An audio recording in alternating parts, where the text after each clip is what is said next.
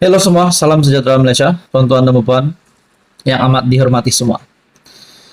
Pada pilihan raya umum ke-15 yang lepas, sudah pasti kita melihat ada pemimpin-pemimpin ataupun calon, pemimpin daripada parti yang tidak dicalonkan ataupun tidak menjadi calon.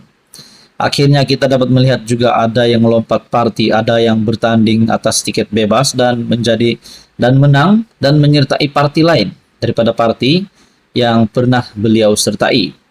Ada yang keluar parti, ada yang lompat parti, dan sebagainya. Nah, kita dapat lihat juga ada juga pemimpin yang dipecat daripada parti. Contohnya Tan Sri Anwar Musa. Dan begitu juga Syaidan Kasim yang bertanding bebas dan akhirnya menang dan menyertai Perikatan Nasional. Nah, apa terjadi kepada dua pemimpin ini selepas mereka kita dapat lihat bukan lagi di dalam sebahagian daripada kerajaan. Saudara-saudara yang amat dihormati, tuan-tuan dan puan, mungkinkah Tan Sri Anwar Musa, Syaidan Kasim akan berkemungkinan mendapat jawatan yang lebih tinggi di dalam kepimpinan Perikatan Nasional ataupun mungkin PAS? Nah, saudara-saudara, mungkinkah Tan Sri Anwar Musa tidak mustahil juga menjadi timbalan Presiden PAS, menjadi Presiden PAS? Dan begitu juga Syaidan Kasim. Mungkin juga beliau akan mendapat jawatan yang tertinggi di dalam kepimpinan Perikatan Nasional. Semua itu boleh berlaku. Tapi saudara-saudara, tuan-tuan dan puan, satu artikel hari ini dari Malaysia Kini mengesahkan jawatan baru untuk kedua-dua bekas bos besar UMNO, bekas pemimpin UMNO ini. Satu artikel dari Malaysia Kini berkongsi, dua bekas pemimpin UMNO dilantik EJK PAS Pusat. Kita teruskan di dalam artikel ini. Dua bekas pemimpin UMNO, yang pertama Tan Sri Anwar Musa dan juga Syaidan Kasim, adalah antara 9 individu yang dilantik sebagai ahli jawatan kuasa ataupun EJK PAS Pusat bagi 2023 sehingga 2025. Setiausaha Agung PAS, Taqiyuddin Hasan, dalam satu kenyataan berkata, pelantikan jawatan tersebut dibuat pada mesyuarat jawatan kuasa kerja parti itu. Ia dicadangkan serta dipersetujui berdasarkan peruntukan pasal 25 dan 26 perlembagaan berkenaan. EJK lain yang dilantik termasuk Nasruddin Hasan, Muhammad Yusni Matpia, Wan Rohimi Wan Daud, Muhammad Zudi Marzuki, Nik Muhammad Zawawi Saleh, Ahmad Yunus Hairi, dan Muhammad Mazri Yahya. Penolong Setiausaha Agung 1, 2, dan 3 pula masing-masing disandang oleh Khairul Faizi Ahmad Kamil, Khairul Fahmi Matsom, dan Muhammad Syahir Ceh Sulaiman, katanya. Anwar dan Syaidan adalah antara ahli UMNO yang dipecat kerana dipecat keahlian mereka pada mesyuarat Majlis Kerja Tertinggi MKT parti itu sebelum PRU 15 pada tahun lepas. Anwar yang juga bekas Setiausaha Agung UMNO menyertai PAS pada Jun lalu.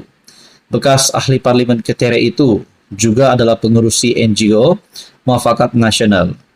Syaidan pula adalah bekas ahli Parlimen Arau dari BN tetapi dipecat daripada UMNO selepas bertanding di kerusi Parlimen pada PR 15 atas tiket PN selepas namanya tidak tersenarai sebagai calon.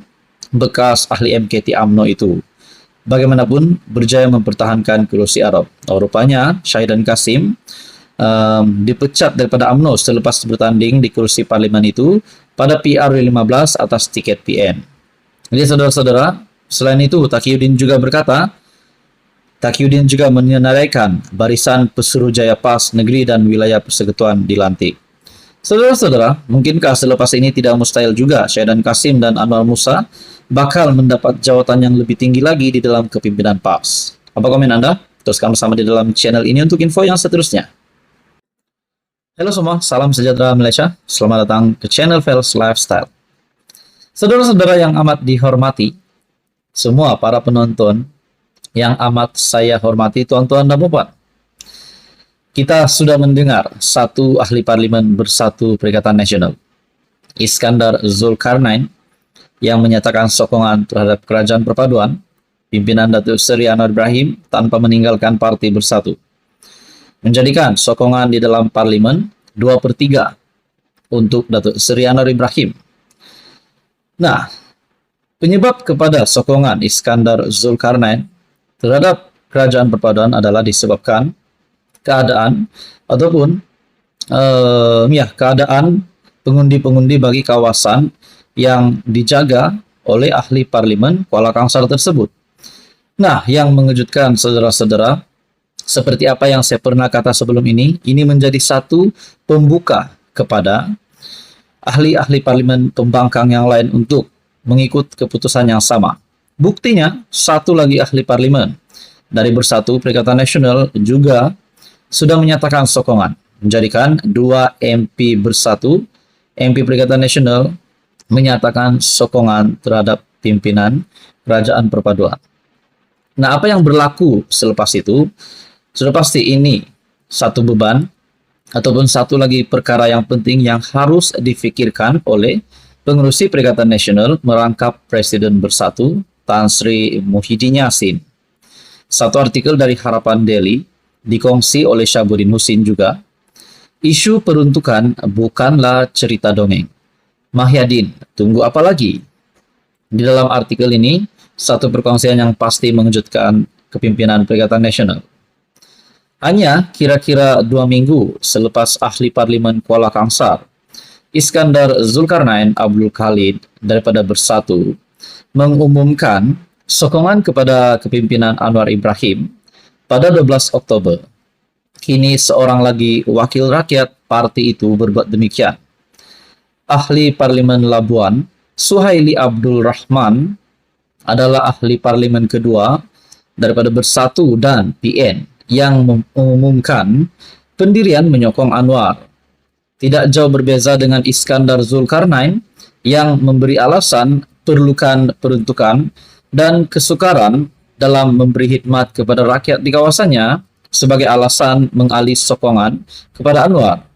Suhaili pula membangkitkan rintihan berterusan daripada pengundi dan keperluan mendesak untuk membantu mereka sebagai asas keputusan yang diambil.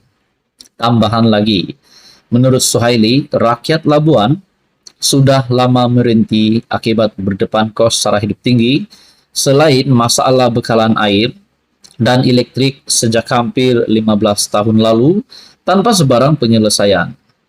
Begitupun sama seperti Iskandar Zulkarnain, Suhaili juga mengumumkan beliau akan tetap taat dan setia kepada Bersatu selain ingin terus kekal menjadi ahli parti tersebut.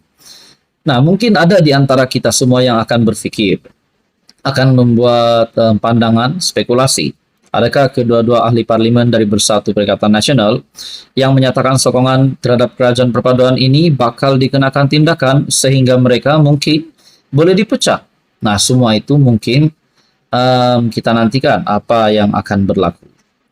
Dalam artikel ini juga, dalam tulisan tersebut berdasarkan maklumat, didapati isu peruntukan bukanlah cerita dongeng, dan ia benar-benar merupakan hambatan yang meresahkan bagi ahli-ahli parlimen blok pembangkang ketika ini.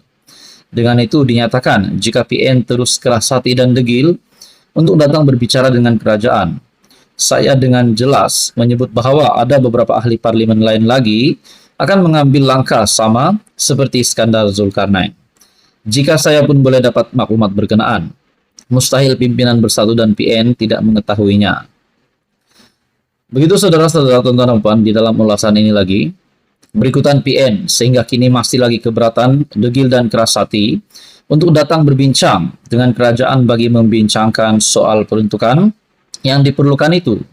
Tindakan 2 MP ini tidak lain adalah salah Muhyiddin selaku pengerusi PN dan ketua blok pembangkang. Muhyiddin harus membuang ego dan keras hatinya. Ia kemudiannya disusuli dengan semua ahli parlimen pembangkang. Akhirnya diberikan peruntukan tahunan bagi kawasan masing-masing. Jika Muhyiddin rasa malu, cukup atas kapasitinya sebagai ketua blok pembangkang untuk beliau membuat kenyataan media saja berkenaan dengannya dan kemudian biarlah Hamzah Zainuddin selaku ketua pembangkang mengadakan perbincangan dengan Fadila Yusof, Timbalan Perdana Menteri yang telah diberi tugas oleh Anwar. Malah Anwar pernah menyebut Hari ini selesai perbincangan dengan Fadila. Esok peruntukan akan segera disalurkan. Maka nak tunggu apa lagi? Menurut soal Syahabuddin Musin. Namun kenapa masih mahu diseksa ahli-ahli parlimen dengan kesengsaraan 4 tahun lagi menjalankan kewajiban tanpa peruntukan? Atau Mahyadin tak kisah melihat lebih ramai lagi ahli parlimen PN bertindak seperti Kuala Kangsar dan Labuan selepas ini? Apa komen Anda berkaitan dengan isu ini? Teruskan bersama di dalam channel ini untuk info yang seterusnya. Mohon bantu channel ini dengan menekan butang like, share, dan juga subscribe.